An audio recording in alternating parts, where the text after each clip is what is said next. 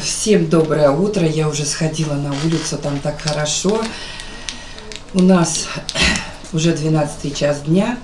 Наталья, у нас вообще вчера такой день хороший был. Суббота. Папа у нас с утра уехал по делам, к обеду вернулся, а я валялась. И вообще до 3 часов дня, вот до 3, дома была такая тишина.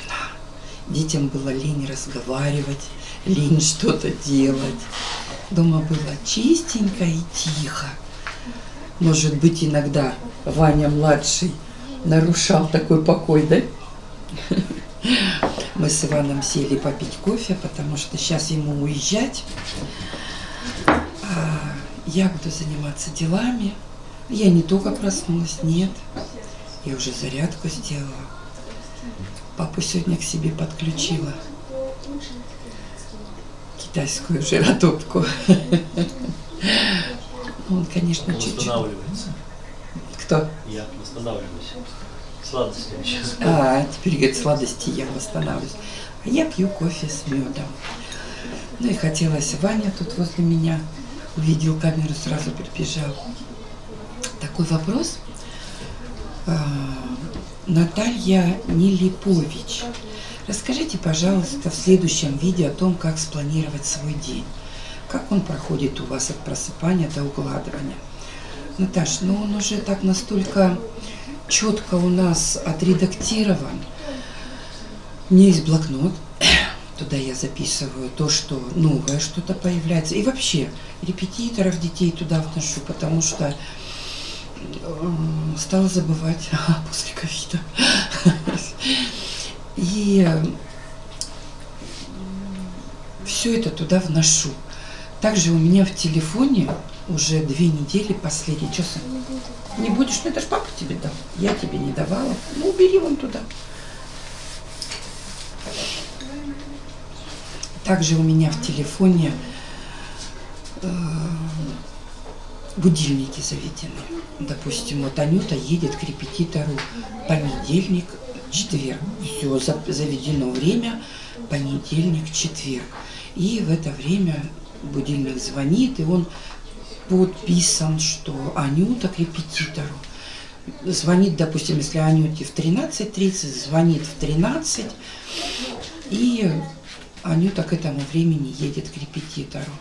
То есть настолько все уже до фанатизма, можно сказать, уже отредактировано. То есть как начинается? Утром просыпаемся, я, конечно, просыпаюсь первая, потом я бужу папу. Первые мы свои дела делаем, потому что у нас всего 2 ванных комнаты и туалета. И потом мы начинаем будить мальчиков, будить девочек. Они начинают уже заниматься своими делами, умываться. Они там уже умываются, чистят зубки, все, что им надо, они делают и идут завтракать. Малышам раньше, буквально полгода назад, я наливала всем чай. Даже Владику наливала чай. Сейчас я наливаю чай только самым маленьким. Дети стали, остальные наливают себе. Даже Максиму не наливаю. Вообще Максим сам изъявил желание, сказал, что я буду сам наливать чай. Они сразу присаживаются, завтракают. Как некоторые рассказывают, что у них уже завтракают, когда пижамки сняли, халатики сняли, переоделись. Нет, мои прям вот пижамки, халатики одели и идут завтракать. Позавтракали, и после этого начинают переодеваться. Я их начинаю. Кто переоделся, подходит заплетаться сразу, все 4 девочки. Развозим по времени, по школам. А в это время я начинаю заниматься обедом, потому что дети придут со школы, им нужно кушать. Ко времени едем забирать. Уже с вечера продумано, кто забирает. То есть, если Иван дома, Иван едет забирать. Если Ивана нету, дедушка едет забирать. Если Иван еще дома, но сейчас уйдет и не успеет потом забрать, то все равно дедушка едет забирать. У нас всегда То есть дедушка помогает хорошо. Дедушка едет забирать детей. Также они уже... Раньше я помогала возить, сейчас они меня в свою компанию не берут. Сами возят детей в музыкальную школу, друг друга подменяют, друг с другом договариваются. Даже вот сегодня воскресенье. Сейчас Ивану надо уехать по своим делам, поэтому дедушка повез Снежанку на тренировку. Но Иван освободится уже к 3 часам. У Снежаны с 12 до 3 тренировка и заберет ее оттуда. И получается, что они вот так вечером также ко времени все подходят. Я уже смотрю, к какому времени все соберутся. К этому времени начинаем накрывать ужин.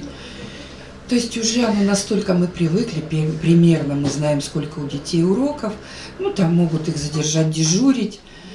Кто куда убегает. Иногда репетитор звонит, вас еще нету, но это вот было до того, пока я еще не завела будильники. Теперь я на все мероприятия завела будильники, и мне получается настолько просто. Они у меня звонят за полчаса, и я детям говорю, даже недавно забыла Костю к репетитору. Ой, Костя звонит будильник. Максиму, Максим, тебе к репетитору. Все, мам, он знает. Он с утра знал, что ему к репетитору. Но еще надо ему сказать точное время. То есть вот так у нас проходит день. Все спланировано. Мы стараемся с вечера все портфели собрать. Но я думаю, что все так делают. Все вещи, чтобы вся обувь стояла. Чтобы утром сонные дети только кушать подходили, заплетаться, умываться и выходят в школу. То есть все готово с вечера. Допустим, я уже рассказывала, что в субботу, в пятницу дети приходят со школы, сразу в стирку складывают все свои вещи, синие, белые, голубые, все складывают. У нас синяя форма, в школе голубые рубашки, белые рубашки. Все складывают, в пятницу все перестирывается, в субботу дети, маленькие дети, взрослые дети отглаживают себе сами, маленькие дети... Маленьким детям отглаживаю либо я, либо Улья. Сейчас вообще Ульяна и Василиса изъявляют такую инициативу, и я даже оглянуться не успеваю, когда они уже говорят: мам, они как-то поделили, Василиса Кости, мам, там у ребятишек уже все готово. То есть девчонки подросли и проявляют такую инициативу.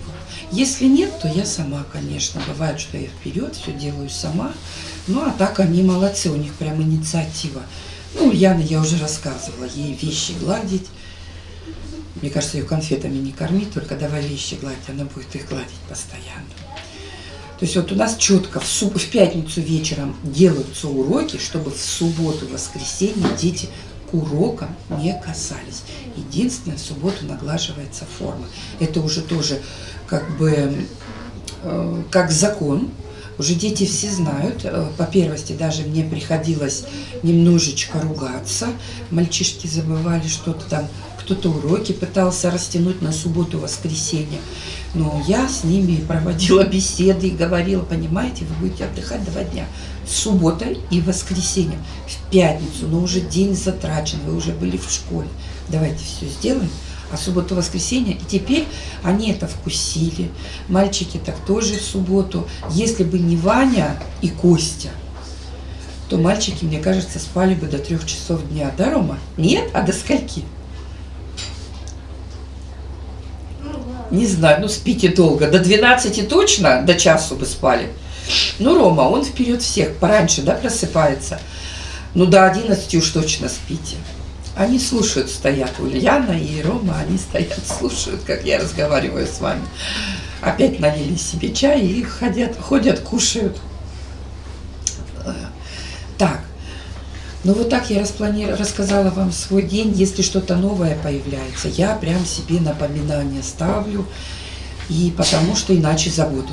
Вообще у меня настолько была совершенная память, и я все стала забывать. Так, дальше. Ваши дети, на вашей фамилии, у каждого своя. Мы не можем менять детям до 18 лет фамилию. приемной семье, но Владик порывался, говорил, я поменяю, я поменяю. Я ему говорю, сын, да зачем тебе столько документов менять? А он, нет, я поменяю и все. А сейчас уже 20 лет стало и молчит. Видать, самому лень бегать везде все менять. Нет. Пытались ли они отыскать своих биологических родителей? Нет. Я сама это сделала, потому что я знаю, что когда-то это начнется. Как бы я от них вообще не слышу никакой инициативы. Один раз только у одного из детей увидела запись «Люблю маму, люблю папу и не люблю свою маму». Я так расстроилась, думаю, неужели... То есть я не поняла, я думала, это про меня. Сначала люблю, а потом свою маму не люблю. И когда я потом спросила, она говорит, нет, это я писала про родную маму. Вот единственное, что я увидала, больше никогда ничего не видала. Но ребенок уже подросток. Уже у него начинается и гормональный рост, да, идет, и созревает он как личность, сейчас как подросток, поэтому у него должно это начаться. Поэтому я нашла всех сама. Единственное, один из детей, Никита, он сказал, что он скучает по бабушке именно. И я отыскала бабушку через одноклассники, я тоже это уже рассказывала. Поэтому... А так нет. И никто не помнит. Нет, как-то я, когда, наверное, год прошел, мы с Ромой привезли Ваню в садик. Ну и что-то так по душам, прям сильно-сильно по душам, пока папа уводил. Нет, мы вдвоем привезли, я Ваню отвела, я пришла в машину, села, завожу машину. Что-то прям по душам машину не заводим, сидим дальше, разговариваем. И Рома говорит, а я в садик не ходил. И что-то прям, и мне показалось, он прям тоскует. Я говорю, ты скучаешь, да? И он такой, по ком? Я говорю, ну, по маме, по своей. А он говорит, нет, она сейчас что делает? Пьет, говорит. Это и больше мы с ним никогда на эту тему не разговаривали. Он так искренне это сказал. Но Ромка видно, что он прям наш. Он поправился сейчас так сильно. Так, дальше. Давайте выпьем кофе. А то у меня оно остывает. Я с удовольствием выпила кружечку кофе и готова продолжить разговор с вами дальше. Пока сна. Да, я недавно рассказывала, что одна из мам недавно позвонила, нашла мой номер телефона, но он у них был, просто они его не сохранили, и они через Бурятию, так как они живут там рядом, я работала в медколледже, через мой коллектив, она нашла, она позвонила в очень нетрезвом состоянии, и дети отказались разговаривать. Ну вот так.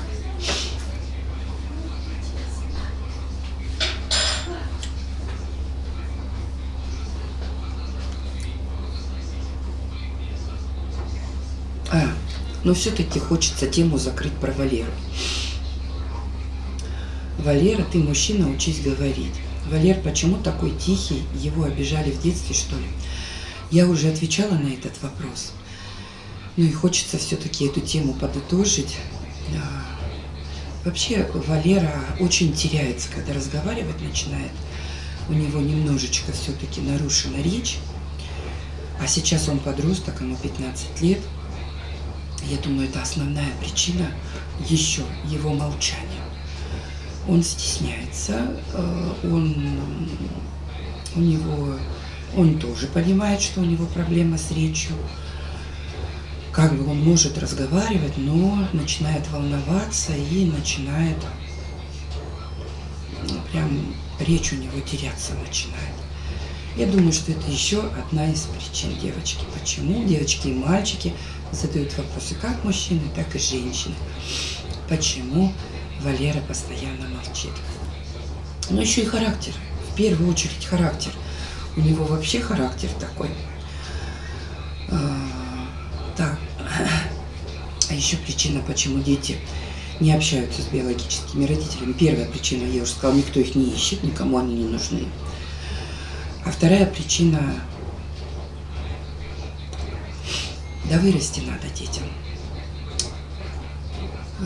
Нет, если бы у мамы было огромное желание в трезвом состоянии постоянно общаться, это хорошо. Ну вот, допустим, бабушку мы нашли, я нашла, и ребенок общался. Первый раз я ей позвонила, бабушка сама не звонила. Первый раз я ей позвонила, она назвала меня мамой. То есть у детей. Я так, они ушли, я просто проходила и услышала, они по WhatsApp общались. И она сказала, что мама хорошая у вас, они, да, мама очень хорошая. А второй раз, когда я уже позвонила ей, они общались, она уже начала меня называть тетя Света. То есть, понимаете, здесь я не свои чувства беру. Я со стороны стояла, наблюдала за ребятишками, они даже не видели, что я стояла сбоку. Они стресс получают. Им надо определиться, с мамой они живут или с тетей Светой. Они когда вырастут, они решат поехать к биологической маме жить или с нами остаться. Кто-то, возможно, уедет, потому что это жизнь. Мне кажется, я готова ко всему, но я, конечно, не готова. Но это жизнь. И кто-то, возможно, к родителям уедет жить, а кто-то останется. Но сейчас, пока они дети, пока им 8, 9, 10, 12, 13, они еще должны определиться, жить и идти домой к маме и открывать холодильник, брать еду из холодильника. Мам, что ты сегодня готовишь? Сготовь это. Или к тете Свете подходить. Тетя Свет, что ты сегодня готовишь? Тетя Света, можно я в холодильник загляну? Тетя Света, можно заварка светлая, я поменяю заварку. То есть так, это другое совсем. Поэтому мне последняя беседа детей с бабушкой не понравилась. Как бы было бы у нас заведено с самого начала тетя Света, звали бы они меня тетя Света, это был бы другой разговор. А ребятишки сами называли мамой, я их не просила. Я очень рада, что они это сделали. И они живут как дома. Им не понравилась заварка в заварнике. Они высыпали, запарили новую, напарили себе чай, сварили себе кофе, сделали себе бутерброд, налили себе чай, кушают. Не наелись, пошли еще кушать. А вот с тетей Светой была мама, стала тетя Света. Видите, вот эта гармония какая-то рушится, когда дети общаются. Еще бы бабушки, дедушки и даже мамы бы, которые когда-то так получилось, что они расстались с детьми. И они бы вот это понимали ради детей. Что пока, вот пусть будет у вас так, как есть, раз вы там живете. А вырастите, вы сами решите, кто для вас мама, а кто тетя Света. Либо даже, как пусть говорят, как-то я смотрела, мама первая, 2 мамы, говорят, у меня.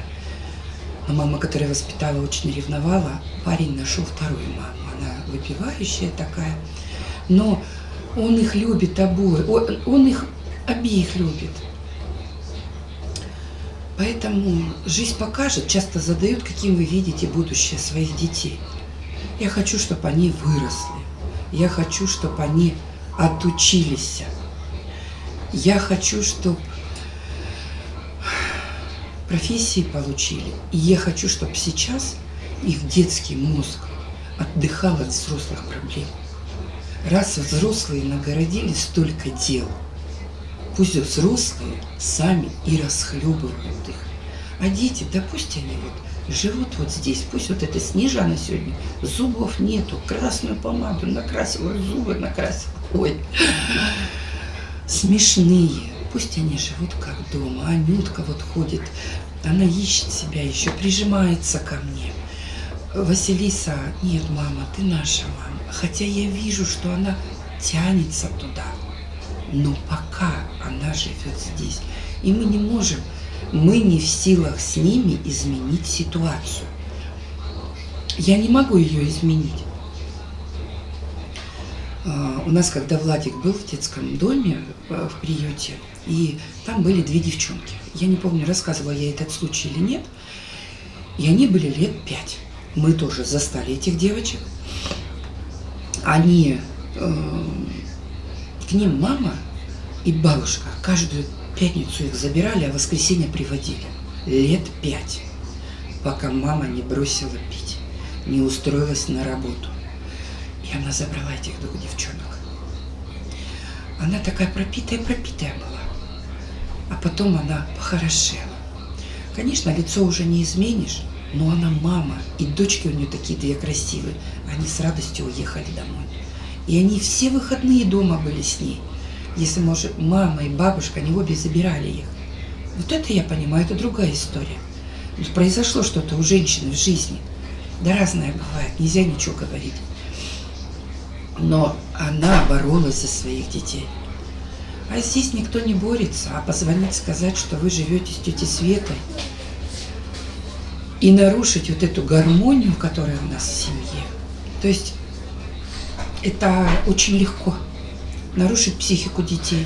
Ребенок перестанет слушаться, ребенок перестанет уважать. Поэтому последняя беседа мне не понравилась.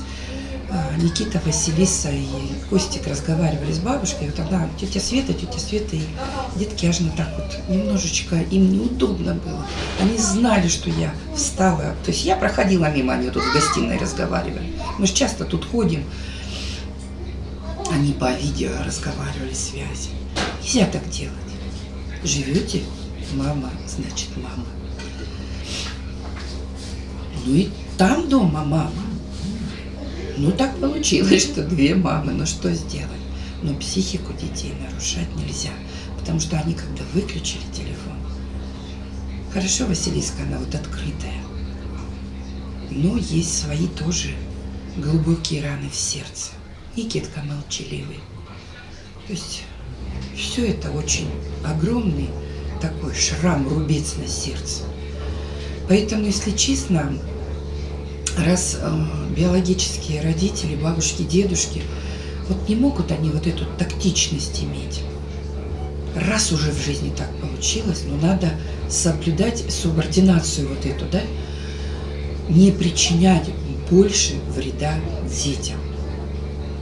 То есть получается, я тетя Света, здесь бабушка с дедушкой, к которым они бегают. Никитка безумно их любит, бегает туда постоянно.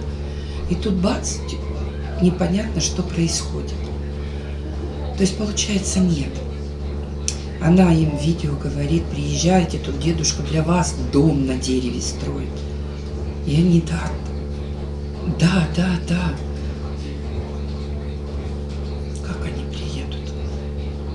Как они приедут, если они их оттуда отправили, сами увели?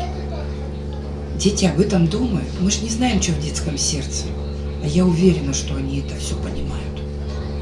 Просто ломается вот этот вот мир в сердце ломается. Поэтому вот этот вопрос, общаются ли дети с биологическими родителями, я не против.